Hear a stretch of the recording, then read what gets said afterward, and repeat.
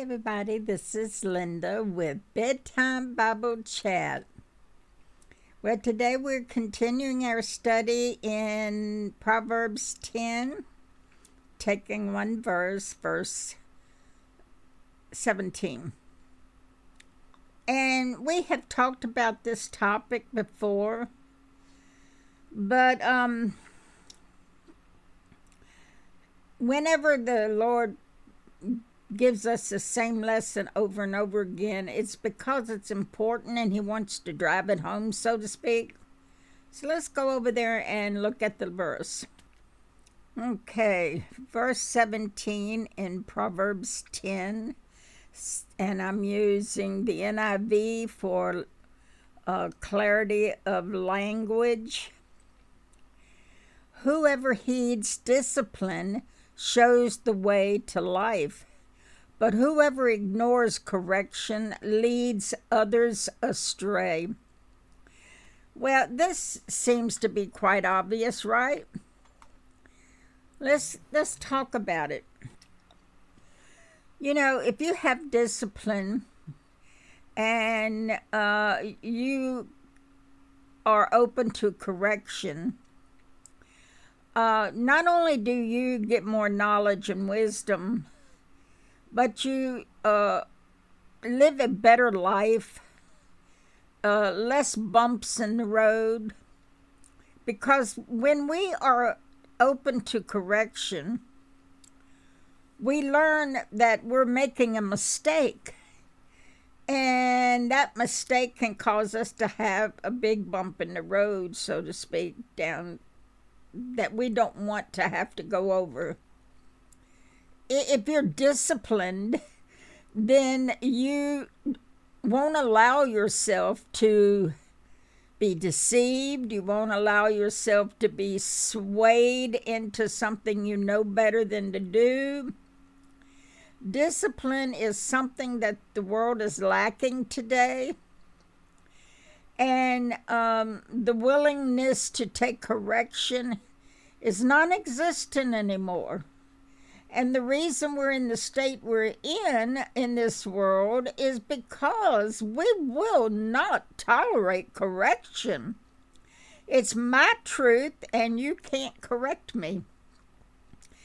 Her truth, his truth, is a lie. It's deception. But they don't want to know that they have deceived themselves. So don't you dare bring it up. Well, these are the people who live terrible lives because they don't want to be corrected. They don't want to see they've done something wrong. And it says there that it leads others astray. All right, let's go in the direction of religion. We got people teaching wrong. And if somebody knowledgeable tries to correct them, they don't want to hear it. They're the ones that's right. You're the one that's wrong. So now they're teaching people and leading them astray. Let's go into the world and see how the world does it. We've got Hollywood leading people astray right and left, and you better not correct them. They don't mind correcting you, but you better not correct them. The politicians, the government, the brainwashed public, do not try to correct them. And then they go around and spread their deception onto other people and lead them astray too. There are so many people who are gullible. They'll fall for anything. And if it sounds good to them, then they'll follow it. It doesn't matter if it's a lie. And most lies sound good. Yeah, that sounds about right. Yeah, I agree with that. They don't realize it's a lie. It's deception. The world is built on lies and deceptions these end days. So they're leading people astray. We're supposed to be Bereans, which means we're supposed to search out the matter to make sure that what is being told to us is correct. We've stopped doing that. So, false teachers and false preachers, and just people who believe that they're a preacher and they're not, they're just some YouTuber out there teaching. They don't realize that they're held to a higher standard by God, and everything they teach, if it isn't correct, is going to be on them big time when they go before the judgment seat. But you can't correct them. They won't have no part of it. And they lead others astray. And people aren't Bereans and research what they're being taught to see if it's correct. That's where the term be a Berean comes from. The Bereans were, back in the biblical times, a sect that when the disciples and apostles went to them and taught them Scripture, taught them Jesus, they researched everything in the Scriptures to make sure that they were being taught right. So the church over the years developed, be a Berean. Don't take anybody's word for anything. Be a Berean. Research the matter. And in today's world, with so much deception out there and so much evil underneath all that deception, people aren't researching and they fall for the lie. And it can cost them their life. So that is the lesson here today. Be open to correction. Be disciplined and make yourself research things to see if you're being told right. Don't ever take anybody's word for anything, but especially the Scriptures. Research it yourself before you accept a teaching. You know, Chuck Missler always said, don't believe me, research it. And that was very good counsel, because everybody can be wrong. We're not 100% right all the time. And some people can be wrong more often than others. But it's not that they purposely were wrong.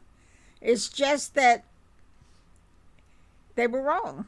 Either their memory failed them, or they came to the wrong conclusion, or whatever.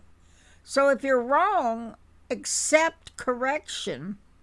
If somebody came up to me and said, Linda, you were wrong about such and such, I said, thank you for telling me, and I have done that. And then I'll go look it up and see if they're right or if I'm wrong, you know. And the time that I was corrected, I was wrong. I never would have known it if they hadn't corrected me, so it was a blessing to me to have been corrected. Look at it as a blessing. Being corrected is a blessing. It's an act of love, because you got to stand before God when you're teaching the word. And if you're wrong, you got a big price to pay for that. So by being corrected and you accept the correction, you look at it and you say, oh, I was wrong. Then you go back and you say, you know, I have to correct something I said on the last video. I found out that I was wrong. Then the Lord won't look harsh on you because you corrected it. You were mistaken. You weren't being deceptive. You were just mistaken. There are so many false teachers and preachers out there that purposely deceive, purposely teach wrong for the money, for the fame. With fame came money. So be open to the blessing of correction. You know, we have to commune with the Lord a lot. Ask the Lord to take away your pride and your inability to accept correction so that you can be blessed with correction. Ask for that. Humility. Ask for humility. Pride keeps you from being corrected. Not being humble keeps you from being corrected. So take away the pride and give you humility, and you can be corrected and be blessed by it. When you're in your prayer closet and you are communing with the Lord, please pray for the families of the lost at the Nashville Covenant School. It's very sad. You know, I told you that we got a lot of stuff coming our way that's going to hit us, and this was one of them. And this is only the beginning. So pray for these people who lost their loved ones, their children. And pray for all of us to stay strong in the Lord and to be humble and take away our pride. Because pride is probably the worst sin there is. As you recall, Lucifer fell because of pride. And pride keeps you from being humble. Well, that's our lesson today. I hope that I can see you tomorrow on Bedtime Bible Chat, if the Lord's willing. All right. Bye-bye.